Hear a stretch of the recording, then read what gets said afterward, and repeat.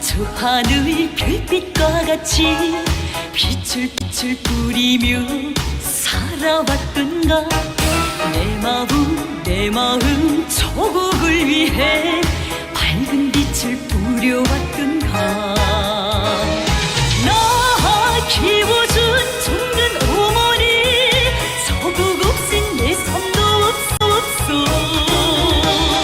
바치렵니다 불타는 사랑, 둘도 없는 나의 조국이 언제나 반짝이는 저 하늘의 별빛처럼.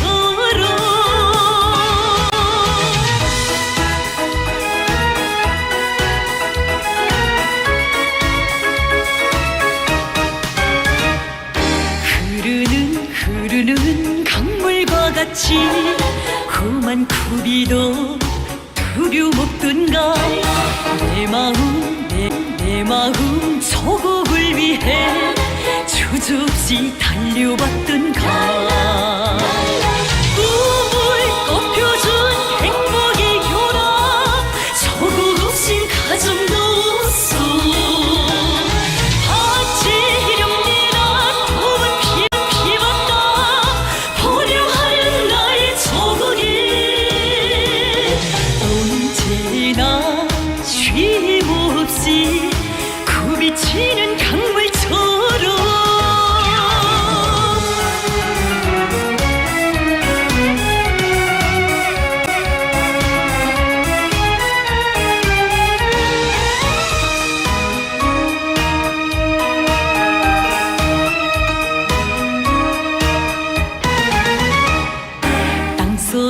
땅속에 묻혀 있어도 변함이 없는 보석빛처럼 내 한생 애국의 마음 아름답게 간직하리라.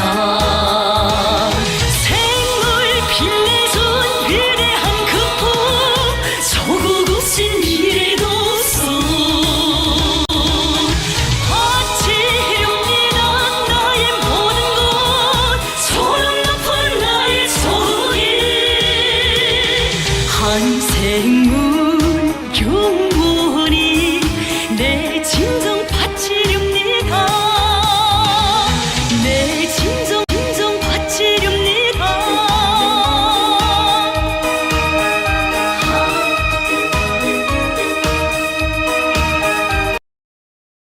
3. 다도 제국주의 동맹. 화성의숙의 시대적 낙후성은 나로 하여금 낡은 방식대로 해서는 안 되겠다는 생각을 가지게 하였다. 총 몇 자루를 가지고 소규모의 무장단성원으로 압록강을 넘나들면서 외놈 순사나 몇놈 처단하고 군자금이나 모으러 다니는 것과 같은 투쟁 방법으로는 나라의 독립을 이룩할 수 없다는 생각이 날이 갈수록 굳어졌다. 나는 새로운 방법으로 조국 광복의 길을 개척해야 하겠다는 확고한 결심을 품게 되었다. 새 길로 가야 한다는 점에서는 나의 동무들도 견해가 같았다. 그런데 그런 견해를 가지고 있는 학생이 몇 명 되지 않았다. 대다수의 학생들은 새 사조를 선뜻 받아들이지 못하고 경계하거나 배척하였다. 화성의숙에서는 공산주의 서적도 마음대로 읽지 못하게 하였다. 내가 공산당 선언을 학교에 가지고 나가면 학생들이 내 옆구리를 쿡쿡 찌르며 그런 책은 집에서나 보라고 슬그머니 귀띔해주곤 하였다. 학교 당국이 제일 경계하고 엄중시하는 것이 적세께 책인데 경중에 따라 퇴학 처벌도 할 수 있다고 위협했다는 것이었다. 나는 통제를 한다고 읽고 싶은 책도 읽지 않으면 큰일을 어떻게 하겠는가. 진리라고 생각하는 책은 퇴학을 시킨다 해도 읽어야 한다고 주장하였다. 공산당 선언은 김시우의 소재에 있던 책이었다. 그 소재에는 공산주의 서적들이 많았다. 김시우의 소재는 민족해방운동이 민족주의 운동으로부터 공산주의 운동회로 방향전환을 하고 있던 당시의 시대상과 그 시대의 흐름에 발을 맞추려는 김시우 자신의 입장을 보여주고 있었다고 말할 수 있다. 화성의숙 당국이 그런 책들을 읽지 못하게 하니 나로서는 불만을 느끼지 않을 수 없었다.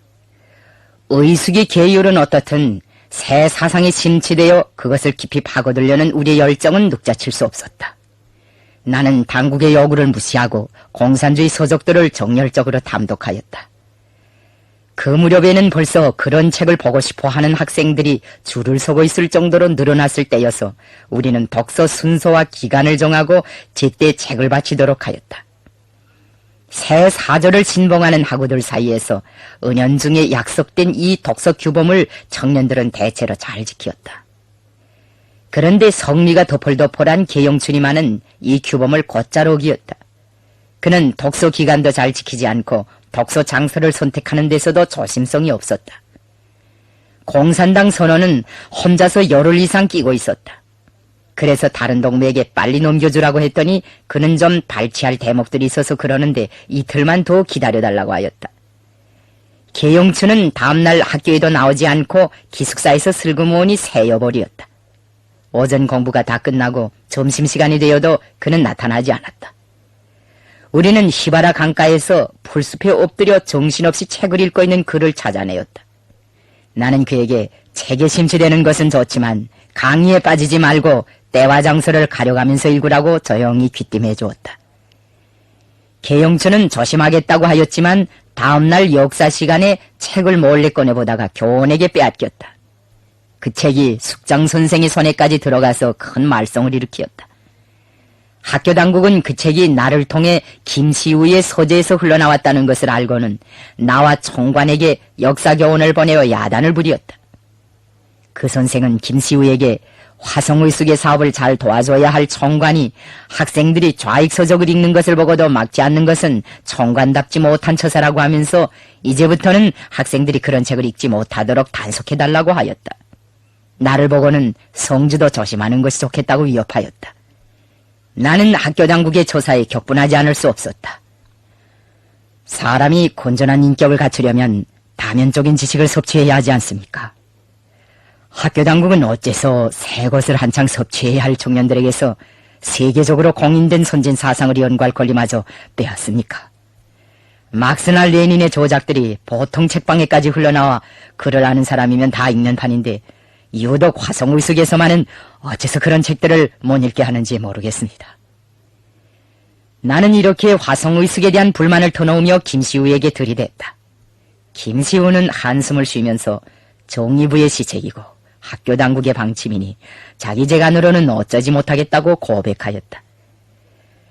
사람의 가치를 규정하는 기본 척도가 사상인 것처럼 교육의 가치, 학교의 가치를 규정하는 기본 척도도 사상이다. 그런데 화성의숙 당국은 시대의 추세에 맞지 않는 개케묵은 사상으로 새 사조의 물결을 막아보려고 헛되게 애를 쓰고 있었다. 이 사건을 계기로 학생들은 학교 안에 막스 레닌주의를 탐구하는 폐가 있다는 것을 감축하게 되었다. 당국은 이 사건을 가지고 퇴학이니 엄중처벌이니 하고 요란스럽게 떠들었지만 그것은 오히려 진보적인 청년들 속에서 공산주의 사상에 대한 동경과 호기심을 부채질해주는 결과를 빚어냈다. 그 사건이 있은 다음부터 나한테로 좌익서적들을 빌려달라고 찾아오는 학생들의 수가 부쩍 늘어났다.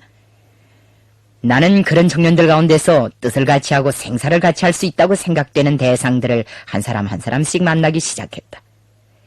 우리 아버지가 생전에 늘 한 말씀이 동지를 잘 사귀고 동지를 많이 가지라는 것이었다. 아무리 정당하고 훌륭한 목적을 가진 사람도 생사를 같이 할 수 있는 동지들이 없으면 원대한 뜻을 이룰 수 없다고 한 아버지의 말씀을 나는 늘 명심하였다. 많은 학생들과 접촉하였는데 그 중에는 일중대에서 온 리모라는 학생도 있었다. 그는 머리도 청명하고 실력도 우수하고 성격이나 기질도 다 좋아서 동무들의 사랑을 받고 있는 학생이었다. 그런데 이상하게도 사상만은 보수적이었다. 세계혁명사 과목 시간에 왕조 복귀를 맨 처음으로 주장해 나선 학생이 바로 그 청년이었다.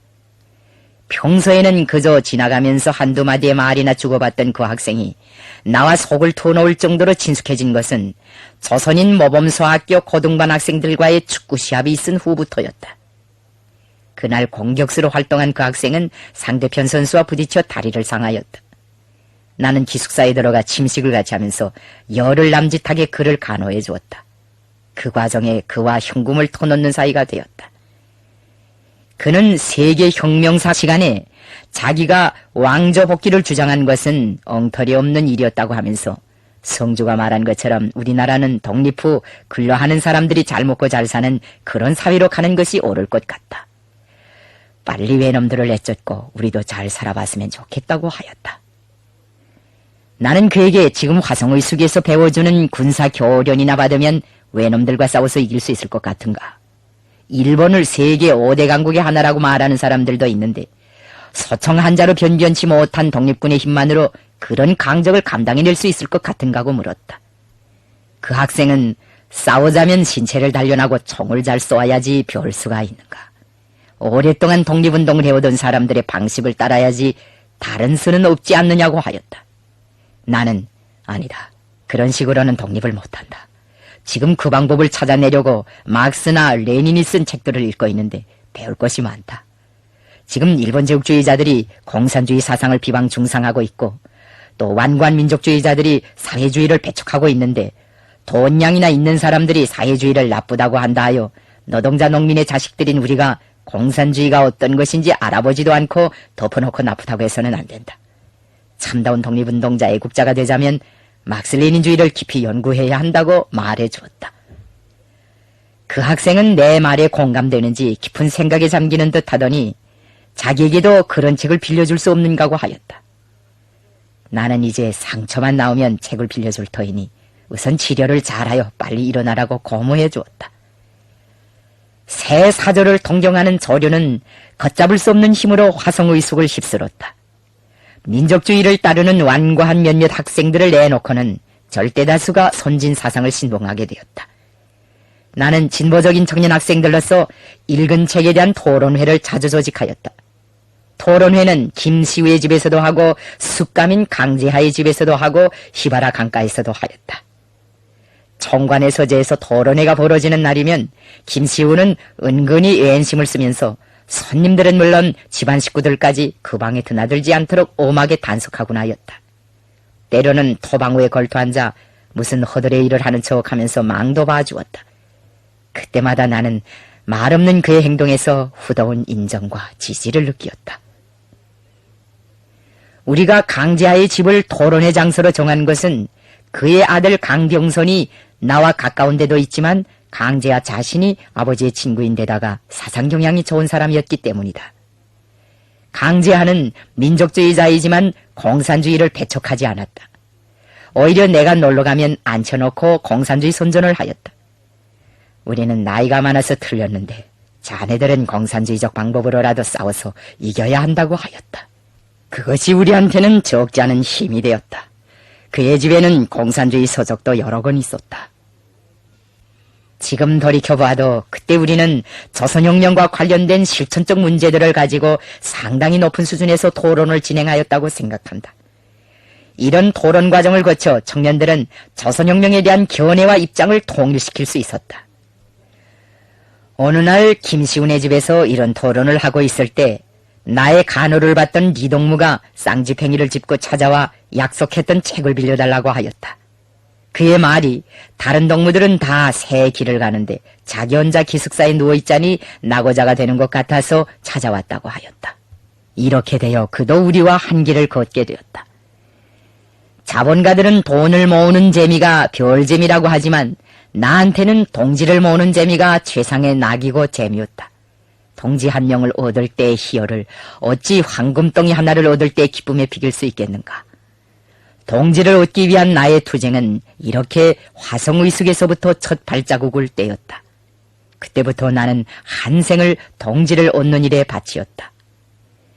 좋은 동지들이 주위에 많이 집결되자 나는 이들을 어떻게 조직적으로 결속하여 판을 크게 벌려볼 수 없겠는가 하는 생각으로 모대겼다. 동무들에게도 내 생각을 터놓았다. 그것이 아마 9월 말경에 있은 모임에서였다고 기억된다. 내가 그날 조직의 필요성에 대하여 많은 말을 하였던 것 같다. 나라를 해방하고 근로민중이 잘 사는 세상을 세우자면 멀고도 험난한 길을 개척해야 한다. 우리가 대오를 드리고 완강하게 혈전을 벌려나간다면 능히 승리할 수 있다. 조직을 내온 다음 대중을 그 둘이에 묶어 세우고 각성시켜 그들의 힘으로써 나라를 광복해야 한다. 이런 내용으로 말했더니 동무들이 다들 기뻐하면서 빨리 조직을 내오자고 하였다. 나는 그들에게 조직을 내오자면 준비를 더 해야 한다는 것과 우리와 사상을 같이 하며 함께 투쟁할 수 있는 동무들을 더 많이 흡수해야 한다고 말했다. 모임에서는 앞으로 조직성원이 될 만한 대상들을 정한 다음 아무개는 누구를 맡고 아무개는 누구를 맡아 교양한다는 식으로 분공조직도 하였다. 그런데 몇몇 동무들이 우리가 장차 새로운 조직을 내오면 또 하나의 파가 생기지 않겠는가고 우려하였다. 그래서 나는 말했다. 우리가 무려는 조직은 민족주의자들이나 공산주의자들의 분파와는 전혀 다른 새형의 혁명 조직이다. 그것은 파쟁을 하자는 조직이 아니고 오직 혁명을 하자는 조직이다. 우리는 자신을 혁명의 깡굴이 바쳐 싸우고 또 싸우는 것으로서 만족할 것이다. 우리는 준비 기간을 거친 다음 당시 중국의 국경절인 쌍십절 10월 10일 쌍십절에 조직을 내오기 위한 예비회의를 열고 조직의 명칭과 성격, 투쟁 강령, 활동 규범들에 대한 토의를 하였으며 한 주일 후인 1926년 10월 17일에는 김시훈의 집에서 정식으로 조직을 모았다. 연탁도 없는 수수한 온돌방에서 모임은 조용히 진행되었다. 그러나 그 방에 차넘치던 활기와 열정만은 60여 년의 세월이 지난 오늘까지도 잊혀지지 않는다. 그날은 동무들도 흥분하고 나도 흥분하였다. 조직을 묻는 마당에 정작 나서고 보니 왜 그런지 돌아가신 아버지 생각이 떠오르고 조선 국민의 생각이 떠올랐다. 아버지는 조선 국민회를 모으려고 여러 해 동안 수말릴 길을 걸으면서 사방에 흩어져 있는 동지들을 결속하였다. 국민회를 내온 뒤에는 그 리념을 실현하기 위해 한 생을 깡그리 바치다가 돌아가시었다. 그리고 이루지 못한 뜻을 자식들에게 넘겨주었다. 뼈가 부서지고 몸이 찢기는 한이 있더라도 나라를 반드시 찾아야 한다고 한 아버지의 뜻을 실현하는 길에서 드디어 첫 열매를 맺게 되었다고 생각하니 가슴도 울렁이고 눈물도 났다. 우리가 내오게 된 조직의 강령에는 아버지의 리념도 포함되어 있었다. 그날 모임에 참가하여 열변을 토하던 청년들의 얼굴이 지금도 눈앞에 삼삼하다. 최창걸, 김리갑, 리재우, 강경선, 김원우, 박근원. 훗날 배신은 하였지만 리종락과 박차석도 흉령우리의 피와 살을 아낌없이 바치겠다는 전투적인 언약을 하였다. 언변이 좋은 사람도 있었고 서투른 사람도 있었지만 모두 훌륭한 토론들을 하였다. 나도 그때로서는 꽤 긴 연설을 하였다. 그 모임에서 나는 우리가 묻는 조직을 다도 제국주의 동맹으로 약칭으로는 더드라고 할 것을 제의하였다.